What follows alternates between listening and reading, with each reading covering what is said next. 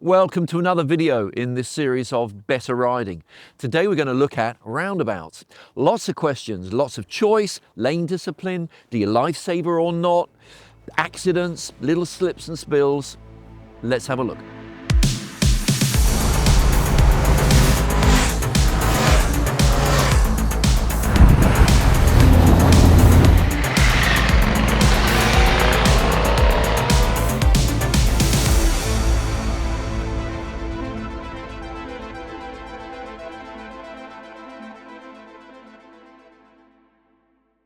So Giles, roundabouts, they're absolutely everywhere, and in theory they're quite a simple prospect and the guidance is fairly straightforward, but in practice we know there's a lot of variables and chances for things to go wrong, in all honesty. Chances of things to go wrong and a lot of variables. If you think about it, a roundabout has a whole lot of traffic coming together. So you've got that recipe, or rather you've got that ingredient to start with. Traffic from all over joining. You've got the potential for confusion because whilst many of us might be on a familiar route, going to work, whatever, you might have people coming into a roundabout, they don't really know where they're going, they don't know where their exit is, so you've got the potential for confusion. And from a machine control perspective, you're going into an environment where you are almost undoubtedly going to be putting lean angle in, around and out. So you've got all the ingredients of traffic, confusion, technical aspect of riding your bike. So it's very easy for stuff to go wrong. So if we break a roundabout down to a very simple level, it's essentially a corner. So we've got an entry, we've got to get through the middle of it, and then we've got to make our exit. So if we start with the entry, what are we doing there in terms of machine control and observations? Number one, definitely mirror work. You need to go into that roundabout being 100% sure of who is around you. Have I got traffic sitting on a blind shoulder? Am I on my own? Have a good sense of who's with you going into the roundabout. On the approach to the roundabout, look at the big sign. I do that. I've been doing, I know it sounds a bit Janet and John, but as I go into the roundabout, I'm looking at the sign. If I'm going into something that I've never been to before, I want in my imagination to roughly know, is it 12 o'clock? Is it 1 o'clock? And I want to know which numbered exit it is. Is it the third exit? Is it the fourth exit? So look at the sign, count. You might have markings on the floor. So as I'm going in there, if it's one of those complicated motorway roundabouts, they are complicated and you've got to pick the right lane for the exit that you want. So have a look at the paintwork and just, bearing in mind that whilst you're doing that, what you won't be doing is doing that. So there's a lot of ingredients there to get it wrong.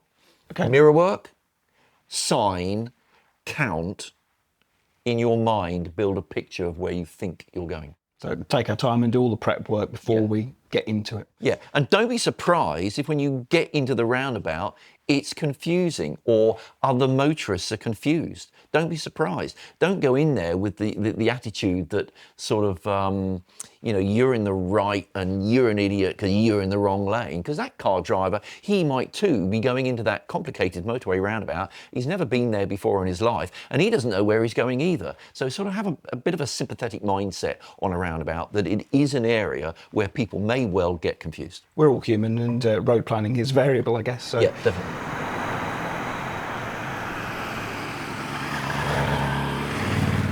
So we've handled our approach and we're now onto the roundabout. How are we behaving there? Let me take you 20 yards back, so we're not quite on the roundabout. Now is the time to have a good conversation about the rule book, grey areas.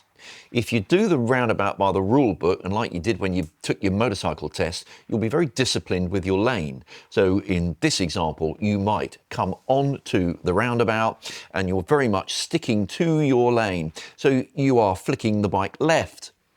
You're taking a right, you're turning left. So I've got 3 steering inputs going in, around and out the roundabout. More lean angle as well. It's more lean angle, roundabout might be wet, might be a petrol garage, bit of diesel spill, and you're putting yourself in an environment where technically you're asking the bike to lean, lean, lean. Well, what if the roundabout is empty? And what if, as you've gone into the roundabout, you've done your mirror work, you know that there is nobody sat on your shoulder and there's nobody coming onto the roundabout and the whole roundabout is yours and yours alone.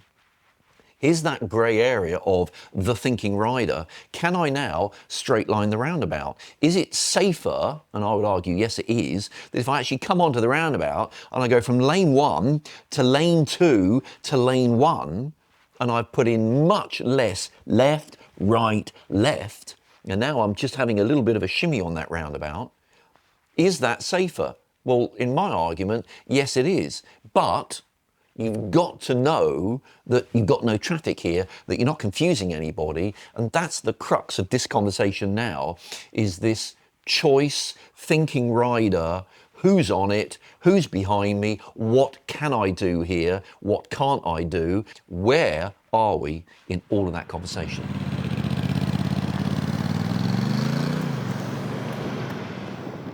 So we've made our approach, we're on the roundabout, and now we're ready to get off it. What do we need to be thinking about here? I think the classic accident would be you're leaving and somebody on your near side is not, and they're going round and they go across your path. Picture the scene here. You're maybe in lane 2 and your plan is to leave the roundabout, but you've got a vehicle here. For me, when I'm in this scenario and I've got somebody there, I'm very mindful to make sure that they commit to their exit before I do. What I don't want is the scenario where they do that, I'm leaving, and that is happening there. It's a world there, food for thought would be that if you're bogging the bike down because I don't know what I'm doing, who's behind you? Are they going to run into the back of you because you're stalling on the roundabout? So that scenario there, I'm leaving, I've got somebody there, that is a big potential for an accident. Are you leaving or are you coming around my path? If that makes sense. It does, yeah. And I guess that kind of leads us into, you mentioned accidents there, lots of opportunity for it around a roundabout. So perhaps run us through some of the common issues and potential sort of fails you can have there. Going into the back of somebody. That idea that you're being quite snappy and you're being very good with your vision, but maybe that vehicle in front of you is a little bit lazier than you are. That accident there, that would be one. Confusion on the roundabout, especially these complicated ones. Understand that people will be on the wrong lane. So just silly little things. The accident we spoke of earlier where you're leaving and somebody comes round your near side. Then, of course, the other thing to talk about on a roundabout is you have got lean angle on. You might be in a slippery environment. Very common to have garages near a roundabout. It would be very common that a lorry would go into a roundabout, fill their tank to the brim, come off the garage forecourt onto the roundabout and spill diesel. We know as bikers that's a real common theme. So roundabouts might be slippery. You're in an environment with lean angle on. You're also in an environment where you're coming in potentially on the brakes and you're coming out potentially on the gas. You could be on a slippery surface and you've got lean angle on. Are you thinking about all those earlier videos we did in this series about, throttle control, brakes, touch, finesse? Are you thinking about that on potentially a very slippery environment with lean angle on?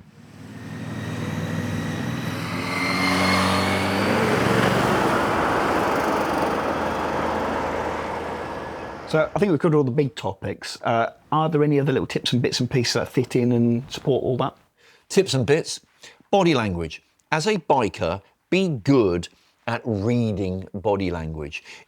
Do you see somebody looking at their phone? Do you see somebody chit-chatting with their passenger? Do you see somebody that is very obviously confused? Do you see what is obviously a local and they know exactly where they're going? So tap into that. It's amazing how sometimes your sixth sense gives you that spidery feeling of, I'm not happy about that. Read the body language of other road users. Let's talk about lifesavers. Lifesavers are a real grey area, and one of the themes that I want to get across in all of these videos is be the thinking rider. So the thinking rider might come into a roundabout, he's done all his mirror work, he knows that, for example, there's nobody with him. So now, when I come into the roundabout, now is not the time to do a lifesaver. I know there's nothing behind me, all of my problems are there, so that's where I'm going to concentrate, and the last thing I'm going to do coming in is that. I'm not going to do that. Well, that might be one scenario. But you might have another scenario, thinking motorcyclist, where you're coming in and you know that there's somebody right there. So now it might be that you do need to be aware of him. Send him some of that non-verbal communication with a little buddy. Do you know I'm here? I know you're there. That sort of communication.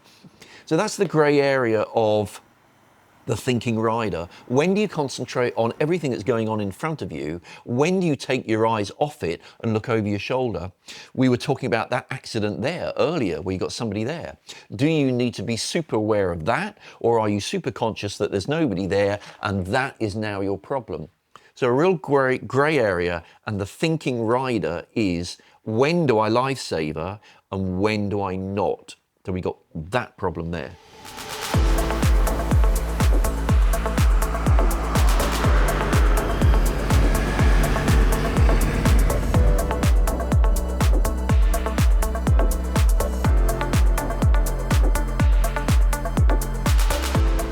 Okie dokie, so roundabouts. I've checked my mirror and there is nobody behind me. I know that. I'm 100% sure of that. I've had a look at that little information board. I've got this big wagon here, and you know what? I'm going to just bog it down so I'm not on the roundabout with him. You see, I'm giving him the roundabout, so I'm not competing with him. Is that you are committing, aren't you? And then I'll overtake him on the exit. So I like the fact that I timed it there and I didn't end up on the roundabout with him. Here we go again, looking at that information sign. So I'm getting the picture for 12 o'clock, 2 o'clock, 3 o'clock. Mirror check. Nobody behind me. Are you sure? Yeah, definitely. But now I've got that lorry, that black Skoda on my near side. I'm going straight over. Do I feel the need for a lifesaver here? No, I don't. I've got the Skoda in my mirrors. So there's that sort of area we were talking about earlier about, do I need to lifesaver? And the answer is, maybe you need to think about it. At what point do you look behind you, and at what point do you keep your eyes in front of you?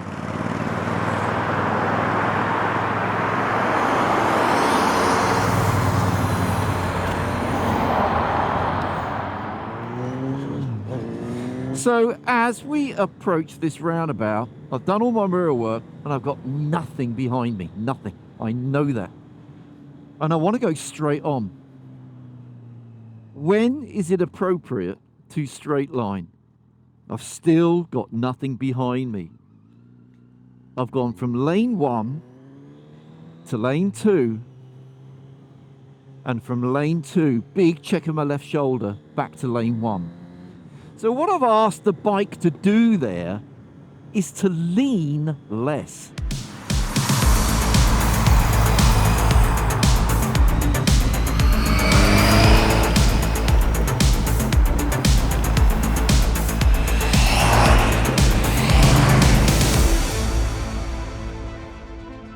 Well, I hope you enjoyed that video on roundabouts. Join us again next time when we'll look at another aspect of better riding.